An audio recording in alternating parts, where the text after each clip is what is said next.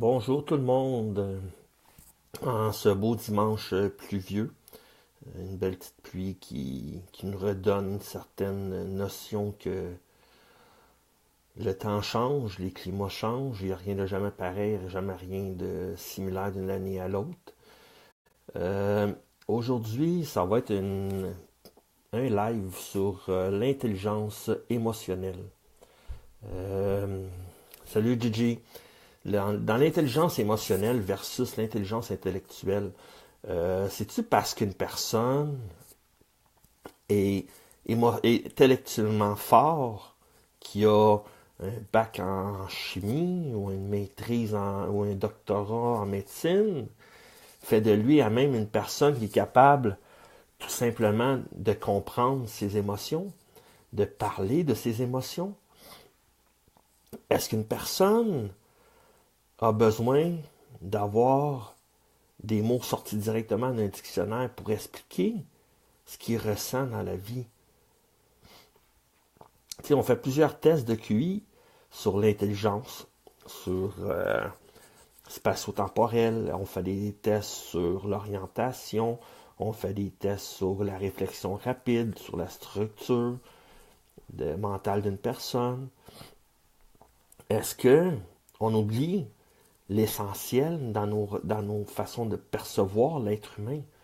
Bien beau l'apercevoir selon un rang chiffré pour savoir est-ce qu'une personne a un QI élevé, mais ça va être quelqu'un de plus adapté à vivre la vie parce qu'il a un QI plus élevé? Est-ce qu'une personne qui est capable d'écrire des beaux poèmes fait quelqu'un de plus adapté, plus socialement adapté à la vie? Est-ce que l'intelligence intellectuelle, c'est le premier critère qu'on devrait prendre compte quand on regarde une personne? Est-ce qu'on devrait prendre comme son QI pour le classer dans des castes sociales? C'est pas parce que quelqu'un, c'est un médecin qui va pouvoir vivre une relation solide avec ses partenaires de vie. Est-ce qu'une personne qui vit selon ce qu'il a appris à l'école fait de lui une meilleure personne dans la société? Tu sais, aujourd'hui, il y a beaucoup de violence dans le monde. Il y a beaucoup d'ignorance face à ce que les autres vivent. Pourquoi?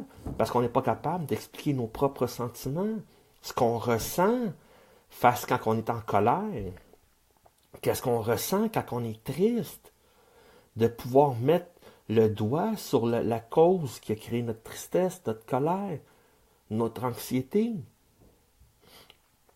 Excusez, je suis un petit peu enrhumé. Euh, Tu sais, dans la vie, c'est pas parce que quelqu'un qui est intellectuellement fort qui va être socialement inséré. Il y a une personne qui trouve un équilibre entre le savoir, la connaissance, et une personne qui est capable d'expliquer ses propres émotions, quelqu'un qui est capable de les vivre, quelqu'un qui est capable de comprendre la cause de ses tristesses, de sa colère, est amené à vivre une plus belle vie. S'il est en colère, il va être capable de le régler ici et maintenant, et non dans le passé, et non dans le futur. Le futur nous rend anxieux, nous rend paresseux, tandis que vivre le moment présent, on s'aperçoit que c'est pas facile. C'est pas facile de mettre le doigt sur le bobo, de gratter le bobo, de pouvoir mettre des mots sur notre colère, de mettre des mots sur notre anxiété, sur nos crises de panique. Tu sais, dans la vie, il y a beaucoup de causes à effet. Tu sais, quelqu'un va vivre sa colère par la méchanceté, par des gestes gratuits, frapper quelqu'un, insulter quelqu'un par la parole, au lieu de prendre du recul, d'apprendre à voir les choses différemment. C'est pas parce que quelqu'un nous a déçus qu'il est fait par exprès pour nous décevoir. C'est peut-être quelque chose qui nous gratter un petit bobo en nous. Si on est capable de mettre des mots sur nos sentiments, qu'on trouve une intelligence émotionnelle, qu'on trouve notre intelligence, puis on est capable de l'élaborer, on est capable de mettre des mots, On est capable de structurer nos émotions. Je vous dis pas de tout structurer, de trouver une raison à tout, non. Je vous dis que c'est d'apprendre à vivre ses émotions puis de les comprendre. On est, tu sais, dans la vie, il y a du monde qui sont anxieux. Pourquoi ils sont anxieux? Parce qu'ils ne savent pas nécessairement qu'est-ce qui va être fait le lendemain, qu'est-ce qu'ils vont faire dans une heure. Ou il y a quelque chose qui vient contrecarrer leur projet.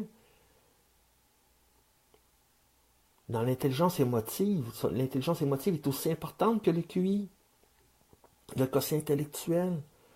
Pourquoi il n'y aurait pas un quotient émotif? Tu sais, on est dans une humanité où on règle les conflits à coups de guerre, à coups de bombes, à coups de mitraillettes. Pourquoi qu'on ne prendra pas le temps d'écouter ce que nos partenaires, au bord de la frontière, veulent nous expliquer?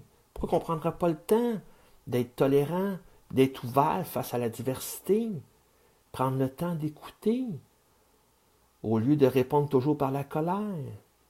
C'est pas parce qu'on ne comprend pas quelque chose qu'une personne vient nous dire qu'il faut être en colère. C'est peut-être parce qu'il n'y a pas le même langage émotif que nous. Il n'y a peut-être pas le même langage, il n'y a peut-être pas les mêmes croyances émotives que nous. Il n'y a peut-être même pas la même spiritualité que vous. C'est pas parce que quelqu'un il y a une croyance une croyance ou une philosophie de vie, des valeurs différentes de vous, que ça fait une personne mauvaise pour autant.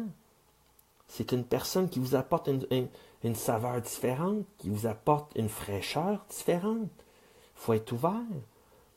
Tu sais, dans tout ça, on dit souvent vivre le moment présent. Mais vivre le moment présent, c'est de vivre ses émotions.